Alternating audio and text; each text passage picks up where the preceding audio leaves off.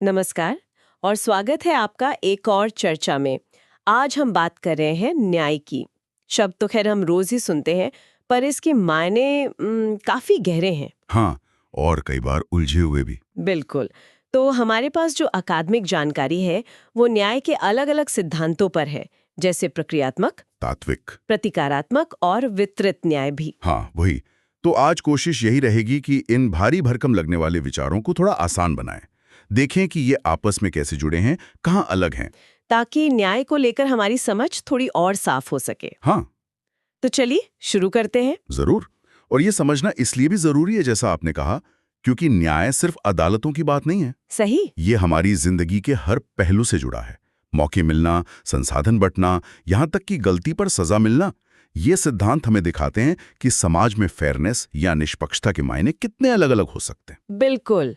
तो सबसे पहले उठाते हैं प्रक्रियात्मक न्याय को। ये क्या है असल में? देखिए, प्रक्रियात्मक न्याय का मतलब सीधा सा फोकस है तरीके पर। तरीके पर। हाँ, कि जो प्रक्रिया अपनाई जा रही है, चाहे वो कोई चीज बांटने की हो या कोई झगड़ा सुलझाने की, वो प्रक्रिया निष्पक्ष होनी चाहिए। नियम सबके लिए एक जैसे हों। अच्छा। और उन नियमों को लागू करने में कोई धोखा या जोर जबरदस्ती न हो। यहाँ नतीजा क्या निकलता है, उससे ज्यादा जरूरी है कि तरीका सही था या नहीं। अच्छा, तो जैसे मान लीजिए कोई रेस हो रही है, तो जरूरी ये है कि स्टार्टिंग लाइन एक हो, रूल्स पता हो, कोई बेईमानी ना करे। अब कौन जीता कौन हारा वो उतना अहम नहीं, जब तक कि रेस फेयर हुई हो। बिल्कुल सही उदाहरण है। यही इसका मूल विचार है। उदारवादी विचारक, जैसे आपने सुना होगा हेयक, नोजिक, फ्रीडमैन, वो इसी तरह की सोच रखते हैं। हाँ हाँ। और जॉन रॉल्स ने इसे और बारीकी से समझने के लिए 3 हिस्सों में बांटा था। अच्छा, क्या है वो? एक तो है पूर्ण प्रक्रियात्मक न्याय। इसमें क्या है कि हमें सही नतीजा भी पता है और वो तरीका भी पता है जिससे ठीक वही नतीजा आएगा, पर यह असल दुनिया में मिलना मुश्किल है। लगता तो है। दूसरा है अपूर्ण प्रक्रियात्मक न्याय। यहां हमें मंजिल तो पता है, मतलब सही नतीजा क्या होना चाहिए ये अंदाजा है, पर हमारे पास कोई ऐसा पक्का तरीका नहीं है जो हर बार वहीं पहुंचाए। जैसे कोर्ट की सुनवाई। हाँ, कोशिश तो सही फैसले की होती है, पर गारंटी नहीं। बिल्कुल। और तीसरा है शुद्ध प्रक्रियात्मक न्याय। ये सबसे दिलचस्प शायद। इसमें पहले से कोई सही नतीजा तय ही नहीं होता। बस प्रक्रिया अगर निष्पक्ष थी तो जो भी नतीजा आया उसे ही न्यायपूर्ण मान लिया जाता है। नोज़े किसी की बात करते थे शायद। हाँ, खासकर संपत्ति के मामले में। लेकिन यहीं पर एक सवाल उठता है। अगर तरीका बिल्कुल सही था, नियम सबके लिए बराबर थे, लेकिन नतीजा बहुत ही गैर बराबर निकला, मान लीजिए एक ही व्यक्ति सब कुछ ले गया और बाकी खाली हाथ रह गए, क्या वो न्याय होगा? और यही इस सिद्धांत की सबसे बड़ी आलोचना है कि ये नतीजों की पूरी तरह अनदेखी कर सकता है।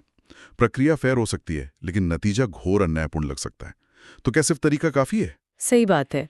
तो अगर सिर्फ तरीका काफी नहीं, तो फिर ध्यान नतीजों पर जाना चाहिए। यहीं पर शायद वो दूसरा वाला सिद्धांत आता है, तात्विक न्याय। बिल्कुल सही।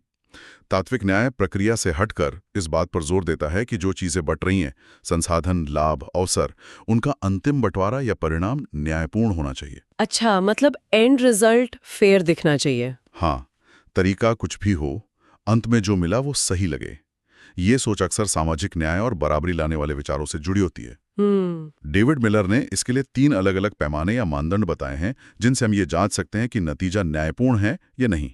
क्या है वो 3 पैमाने? पहला, क्या लोगों को वो मिल रहा है जिसके वो अपने हक या अधिकार के हिसाब से हकदार हैं? दूसरा, क्या उन्हें उनकी काबिलियत या मेहनत यानी योग्यता के हिसाब से मिल रहा है? और तीसरा, क्या लोगों को उनकी जरूरत के हिसाब से मिल रहा है? हक, काबिलियत और जरूरत। सुनने में तो ये तीनों ही बातें जरूरी लगती हैं, पर क्या इनमें कोई दिक्कत नहीं है? दिक्कतें हैं, और यहीं पर बात और गहरी हो जाती है। पीटर क्रोपोटकिन जैसे कुछ विचारकों ने इन तीनों ही पैमानों पर सवाल उठाए।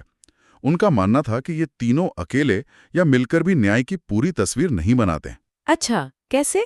देखिए, अगर हम सिर्फ हक या अधिकार पर टिके रहें तो हो सकता है कि जो पुरानी गैर बराबरी चली आ रही है वही बनी रहे।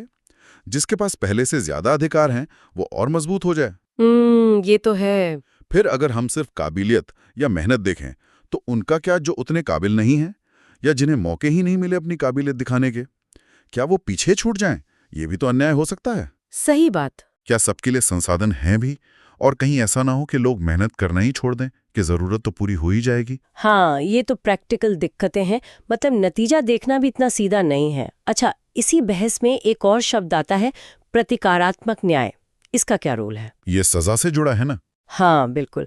प्रतिकारात्मक न्याय का सीधा लेना देना है अपराध और सजा से। इसका मूल विचार है कि अगर किसी ने गलत किया है तो उसे सजा मिलनी चाहिए, लेकिन ये सजा बदले की भावना से नहीं, बल्कि उचित होनी चाहिए। हाँ, उचित और अनुपात में होनी चाहिए, जुर्म के हिसाब से। इसके भी कुछ सिद्धांत हैं, जैसा मिला बताते हैं। जैसे कि पहला, सजा सिर्फ उसी को मिले जो बाकायदा पूरी प्रक्रिया के बाद दोषी पाया गया हो। दूसरा, एक जैसे जुर्म के लिए करीब करीब एक जैसी सजा हो। और तीसरा, सबसे जरूरी, सजा जुर्म की गंभीरता के अनुपात में हो, न बहुत ज्यादा कड़ी न बहुत हल्की। ओके, तो ये एक तरह से सजा देने के सिस्टम में फेयरनेस लाने की कोशिश है। बिल्कुल, ताकि व्यवस्था बनी रहे और लोगों का न्याय पर भरोसा रहे। ठीक है, अब आते हैं उस आखिरी सिद्धांत पर, वितरित न्याय। ये बाकी सबसे कैसे अलग है या जुड़ा है? इसका फोकस क्या है? वितरित न्याय, जैसा नाम से ही लग रहा है, ये इस बड़े सवाल से जूझता है कि समाज में जो भी अच्छी चीजें हैं, पैसा, संपत्ति, सम्मान, मौके, अधिकार, ये सब लोगों के बीच बंटनी कैसे चाहिए? क्या आधार हो इस बंटवारे का? अच्छा, तो ये डिस्ट्रीब्यूशन पर फोकस करता है। हाँ, और दिलचस्प बात यह है कि यहां भी वही 3 आधार लौट कर आते हैं जिनकी बात हमने तात्विक न्याय में की थी: अधिकार, योग्यता और जरूरत। पर यहां इन्हें बंटवारे के अलग अलग सिद्धांत या तरीके माना जाता है। ओके, तो कैसे लागू होते हैं यहाँ? पहला तरीका है अधिकारों के हिसाब से बंटवारा। ये समाज में किसी के स्टेटस, उसके समूह या परंपरा पर आधारित हो सकता है। जैसे हमारे सोर्स मटेरियल में भारत में जाति व्यवस्था का उदाहरण दिया गया है कि कैसे वो चीजों को कुछ खास समूहों तक सीमित रख सकती है। और गैर बराबरी बनाए रख सकती है। बिल्कुल। दूसरा तरीका है योग्यता या काबिलियत के हिसाब से बंटवारा। ये मार्केट इकोनॉमी और कंपटीशन वाली सोच है। जो ज्यादा काबिल, जो ज्यादा योगदान देगा, वो ज्यादा पाएगा। स्पेंसर जैसे विचारक इसके समर्थक थे। पर इसकी आलोचना भी तो थी। हाँ, कि ये शुरुआती असमानताओं को नहीं देखता। जिसके पास पहले से साधन है, वो शायद ज्यादा काबिल दिखे, इससे फासला और बढ़ सकता है। ठीक। और तीसरा तरीका? तीसरा है जरूरत के हिसाब से बंटवारा। इसका मकसद है कि सबकी बुनियादी जरूरतें पूरी हों, खासकर उनकी जो सबसे कमजोर हैं। ये बाजार या काबिलियत को नहीं, बल्कि इंसान होने को प्राथमिकता देता है। क्रोपोटकिन जैसे विचारक इसी के करीब थे। तो मतलब बंटवारे के ये 3 अलग-अलग मॉडल हैं और अलग-अलग विचारक किसी एक को ज्यादा सही मानते हैं। हाँ, मोटे तौर पर यही है। और हर मॉडल की अपनी चुनौतियां हैं।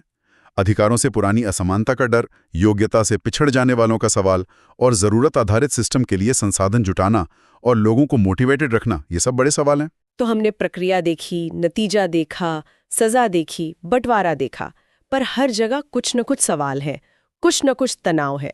कोई ऐसा रास्ता नहीं जो सबको संतुष्ट कर दे। यहीं पर क्रोपोटकिन की बात फिर से याद आती है।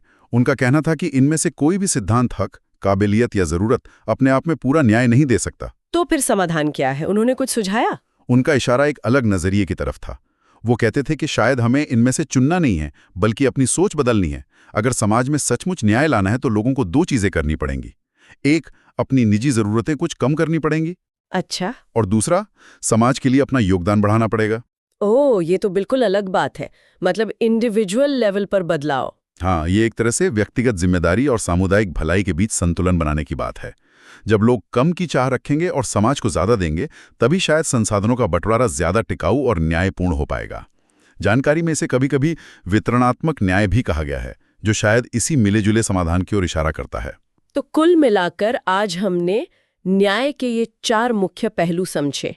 प्रक्रियात्मक यानी तरीका सही हो, तात्विक यानी नतीजा सही हो, प्रतिकारात्मक यानी सजा सही हो, और वितरित यानी बंटवारा सही हो। हाँ, और हमने ये भी देखा कि ये सब आपस में जुड़े हुए हैं और अक्सर इनमें एक तनाव रहता है। बिल्कुल।